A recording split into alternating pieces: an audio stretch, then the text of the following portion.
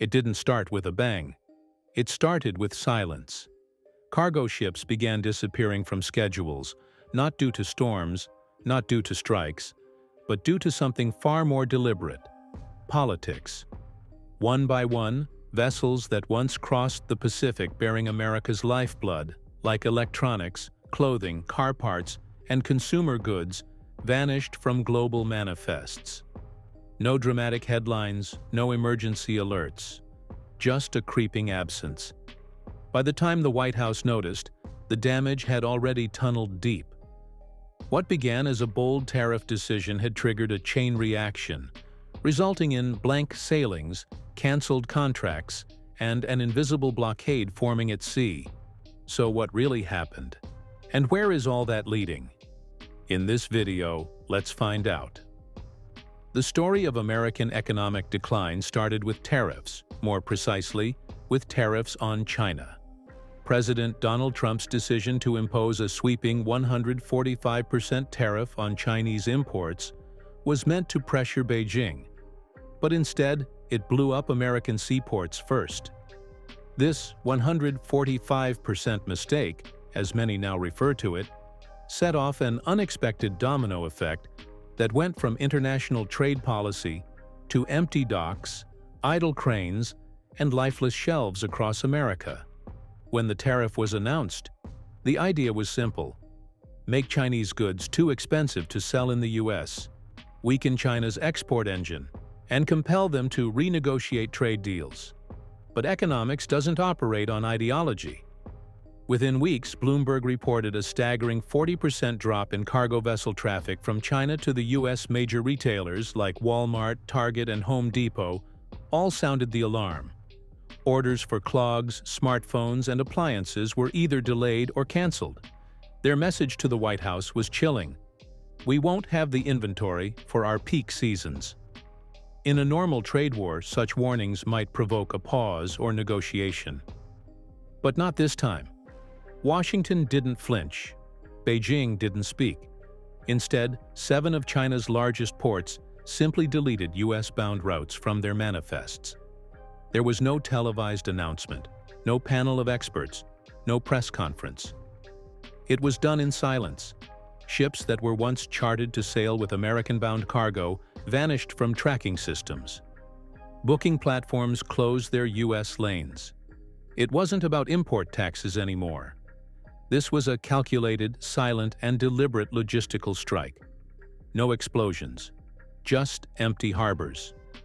The damage began to show immediately on the US West Coast. At the Port of Los Angeles, Gene Soroka, the executive director, stated clearly, "Arrivals will drop by 35% in 2 weeks." And he was right. In the first half of June, 10 ships simply never showed up. They didn't reroute. They disappeared from the docket. At Long Beach, cranes remained suspended in mid-air. Oakland recorded an eerie stillness. Savannah's automated systems idled. Newark's warehouses were dead quiet. Ships that made it to Tacoma or Seattle docked half-empty, carrying a fraction of their scheduled loads. Shipping giants like MSC, Costco, and Ocean Network Express eliminated 6 critical weekly service routes between Asia and North America. One vessel even turned around mid-Pacific. The result was catastrophic. Cranes, once booked around the clock, powered down. Stacks of containers dwindled into rows of rusting steel. Dock workers were sent home. Labor hours were slashed. For ports that had just begun to recover from COVID-era backlogs, it was like being dragged back into a nightmare they thought had passed. But the pain wasn't limited to incoming goods. America's own exports faced the same decimation. Midwestern soybeans, one of the nation's most exported crops, sat fermenting in massive silos, unwanted and unpaid for. China had already moved on, signing high-volume contracts with Brazil, bypassing US farmers entirely. At California's grain terminals, conveyor belts sat still. Barges waited for cargo that never came. Exporters in Iowa, Kansas, and Ohio reported warehouse overflow. No one wanted an American product with a retaliatory tax sticker on it. Economists warned that even a 10% tariff would make American soy uncompetitive. At 145%, it was economic suicide. Cancellations rippled outward.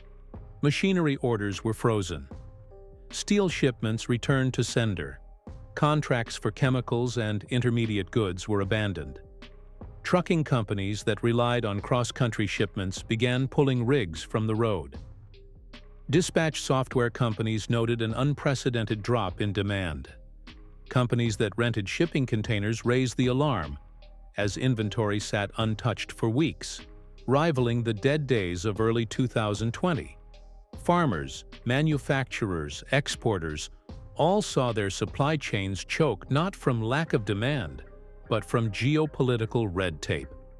Some attempted to reroute their exports through Canada or Mexico to sidestep Chinese retaliation, but the workaround shattered profit margins.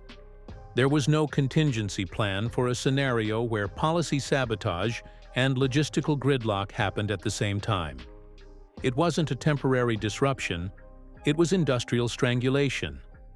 Before we continue further, tell us, are you enjoying the video? If yes, please like and share the video and subscribe to our channel to watch more videos on the latest news stories on geopolitics, economics, and current affairs impacting your lives. What about the American consumer? The damage wasn't far behind.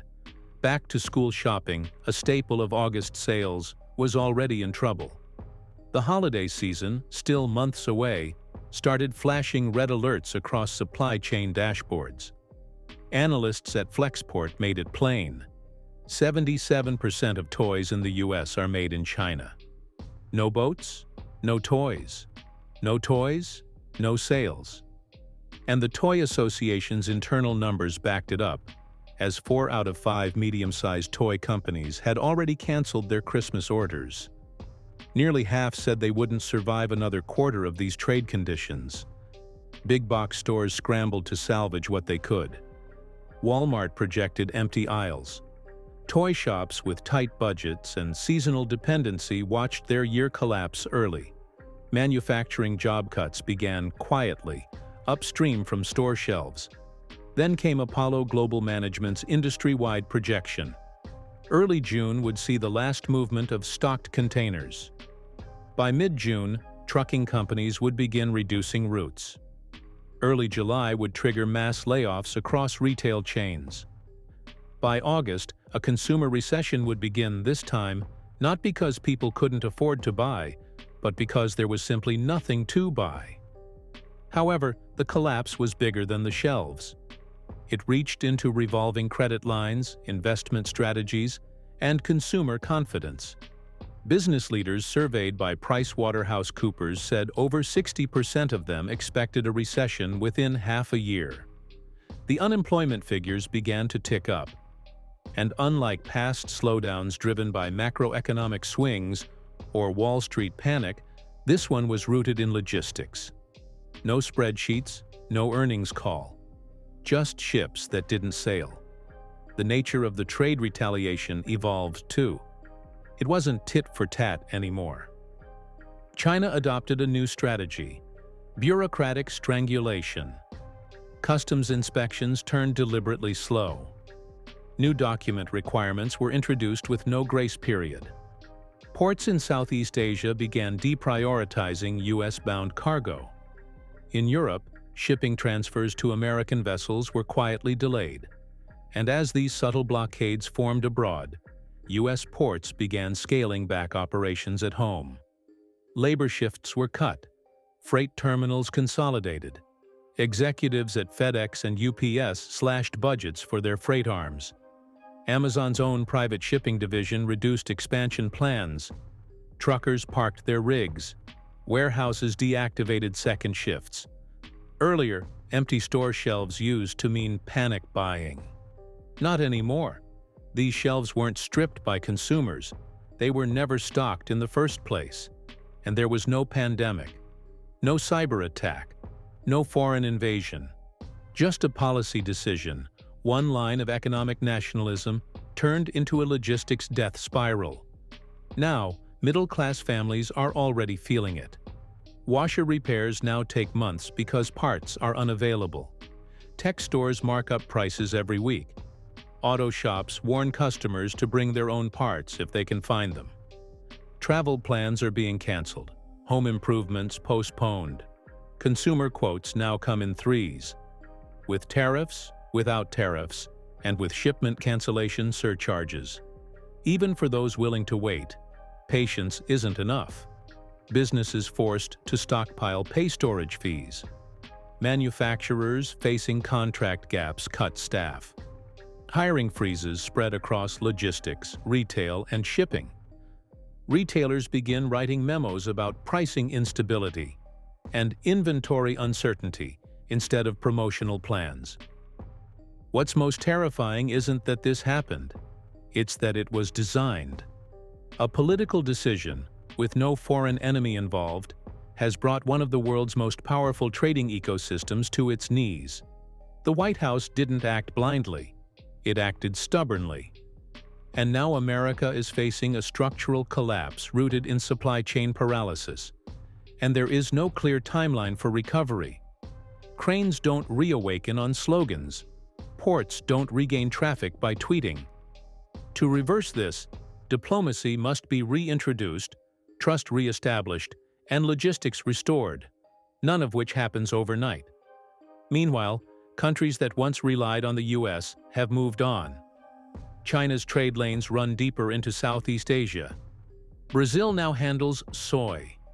European firms reroute electronics via Turkey and Morocco.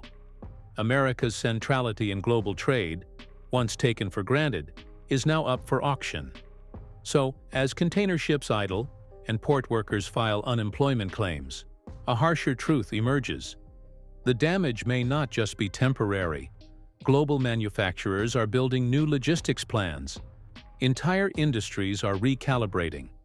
Alternate supply chains are becoming permanent. America isn't just missing a few deliveries. It may be getting phased out of the global loop. What do you think now? Will the White House blink and roll back tariffs? Or keep guns blazing on logistics? Or will ports, carriers, and retailers band together to press the administration for relief? In the comment section below, share your thoughts on what happens when global manufacturers settle into alternate supply chains, making the U.S. irrelevant. Do you want to watch more videos like this one? If yes, subscribe to our channel and press the bell icon next to it. We bring the latest news stories on geopolitics, economics, changing world order, and current affairs. Things you need to stay informed. Thanks for watching, and until the next video, stay tuned.